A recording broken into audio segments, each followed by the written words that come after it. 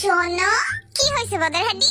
আমি বিটিএস না মানে ভাত খামো, ভাত।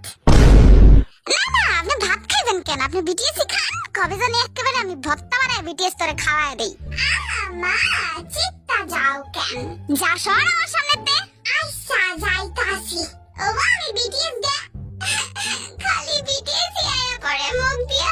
না মা, আমি ঘুমাইতে গেলাম। হ্যাঁ বদের হাড্ডি, তুই তো পাগল হইছস, এখন আমারও পাগল বানাইতাছস। যা সরতে। মা গো, পাশের বাড়ির বিটিএস না মানে খালাই তোমারে ডাকে। যাও যাও, খালার কাছে যাও। তুই যদি আর উষ্টা না খাইতে চাস না, আমার সামনে মুখ খুলিস না।